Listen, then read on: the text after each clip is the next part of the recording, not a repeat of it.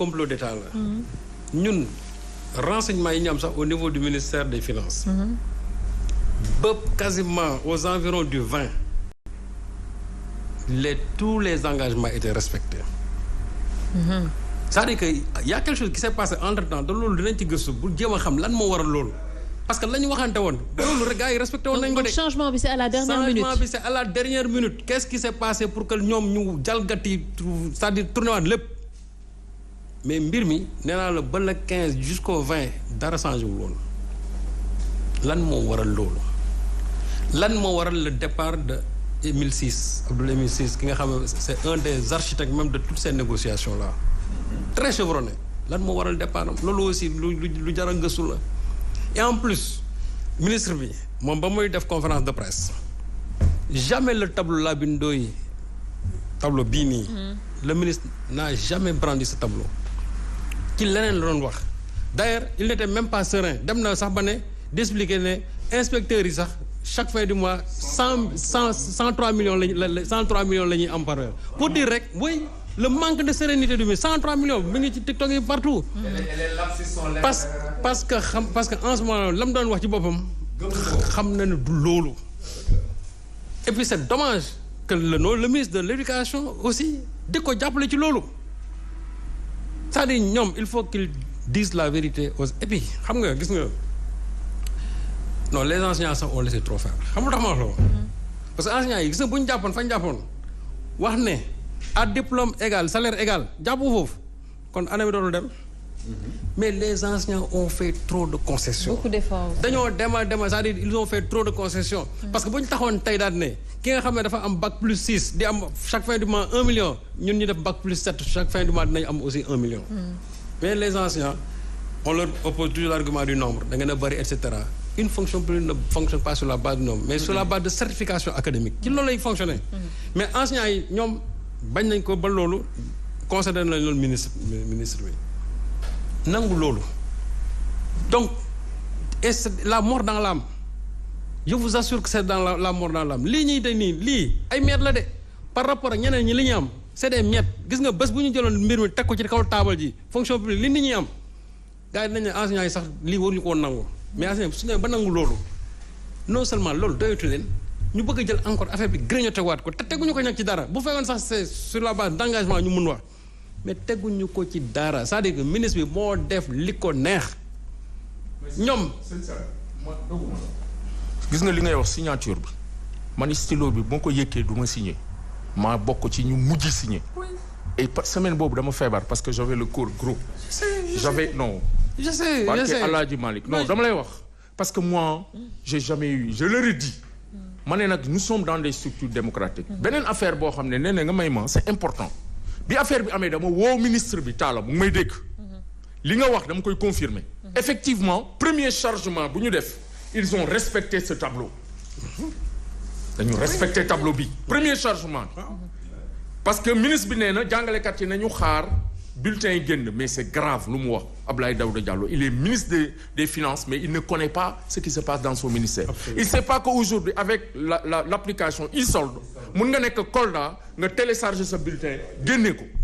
kon bu ñu demee ba xam ne jàngalekat ñu ngi génne seen bulletin yi dañu bloqué. dañ ko bloqué mais premier chargement ils ont respecté le tableau. léegi bi ñu demee ba ci biir la ñu rocci lu ñuy rocci et j'ai appelé parce que ñun on a une démarche d'alerte woo naa ministre Talla ma ne ko yow yaay ndeyi mbili gi nii laa ko waxee. ma ne ko bu problème amee finance yow yaa koy supporter. c'est la tutelle. bu amee enseignement supérieur yaa koy supporter fagaru nag moo gën faju il m'a dit qu'il va me revenir ba tey j'ai appelé madame le président du haut conseil du dialogue social ma ne ko ñun réew mi du ñu jël gaal du ñu dem Ceuta du ñu dem Melilla c'est ici pour parler comme Jean Ziegler dans le cerveau du monstre qu'on va mener le combat wax leen ci mbir mi. j'ai appelé la société civile ñoom ñëpp woo naa leen ma ne leen yée ngeen ni seetaan te Olof Ndiaye nee na seetaan ci sot la bokk tout le monde ñoom ñëpp ils ont été avisés donc premier chargement yi effectivement ils ont respecté le tableau mais li nga wax parce que man lu ma leerul du ma ci wax li nga wax ñun tam ñu ngi koy gëstu le départ aussi de l'ancien directeur parce que ñun du ñu personnaliser débat bi ñun amuñu problème le ministre on l'a cité parce que dafa génn wax loo xam ne dëppoowul ak dëgg moomul réew mi yàlla moo ko fa teg yow fi nga toog nii Serigne Saliou yàlla moo ne woon ala kulliyaali di nga nekk fii di nga fekkee émission bi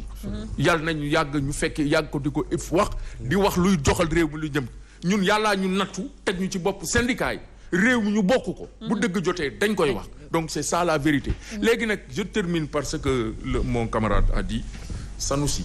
je crois qu'il y a un sabotage systématique de l'école sénégalaise. Absolument. Parce que tey jii lii ça ne s'explique plus je dis dans les coins les plus reculés CREI gars yi dañ ko tëj école yi et message yu may jot on n'a pas besoin de négociation et de monitoring nous exigeons le respect strict du protocole des accords jeex na tag bu ñu ko mënul nag nañu dem tëj école yi ñu toog et ils n'ont qu'à en assumer les conséquences. Actuellement ñoom loolu mooy dëgg li ñu war a xam mooy l'heure des négociations moom romb na. C'est plus d'actualité. Actuellement fi ñu toll nii c'est l'heure de la matérialisation des engagements loolu suñ ko mënul ce qui est sûr et certain mooy que cette année-là est encore compromise te gis nga li ci metti actuellement Abdoulaye Daouda Diallo il paraît que il est en train même de faire la pression sur les partenaires sociaux yi nga xam ne ñoom ñoo fekkoon engagement yi on a reçu des informations comme quoi que on est en train de faire des pressions sur la COSYDEP on est en train de faire des pressions encore sur d'autres acteurs loolu nag xamu ci lu muy pour que ñu changer position. Oui mais bien sûr c'est ça alors que Cheikh Mbow a tenu une conférence de presse pour wax ne enseignants yi li ñu wax mooy dëgg il y a aujourd'hui que l'association simplement des parents d'élèves ñoom ñoo ñemewul wax dëgg jusqu'à aujourd'hui ñoom ñoo ñemewul wax dëgg te dégg naa seen première réaction ñoom au lieu que ñu tourner mbir mi ci autorités yi ils tournent ça vers les enseignants alors que ñoom fa lañ leen fekk si lay gorbal si je crois éducation pour tous moom la mu wax leer na nee na enseignants yi ñoo nekk encore ci dëgg ñi ko fekkoon ñëpp xam nañ ne enseignants yi ñoo nekk ci dëgg léegi nag moom bu fekkee ne ay pression moo ko dese il n'a qu'à mettre les pressions mais li wóotoon mooy dëgg moom kenn mënu ko changer nit ñi ils ont la vérité avec eux. Abdoulaye Daouda Diallo xam nga Macky Sall il a profité de ce qui est arrivé à Tivaouane pour desservir son ministre. Il doit faire la même chose avec ce ministre là parce que ministre boo xam ne ni du tenir du wax dëgg c'est-à-dire il ne tient pas c'est-à-dire du respecter ses engagements ministre boobu ce n'est kooku newatul interlocuteur valable te enseignants yi li ngeen wax dëgg la gis nga fi ñu toll nii kooku mënatul nekk seen benn interlocuteur koo xam ne ni du jour au lendemain li ngay wax tey boo xëyee nga dindiwaat ko kooku nooy jàkkaarloo rek moom di naan da ngeen négocier kooku mënatul nekk un interlocuteur fiable fiable mënatu ko nekk c'est pas possible ma jeexale ci affaire santé bi gis nga ce qui est arrivé à Tivaouane gis nga suñu deful ndànk je ne le souhaite pas dina amaat feneen xamul tax parce que gis nga unité de néonatologie yi nii seen équipement yi c'est à revoir. Oui mais non mais là je pense qu'ils vont tirer la leçon. ils dugg quand même ne tireront absolument ci structure sanitaire yi. duñ ko tirer xamul tax gis nga duñ ko tirer gis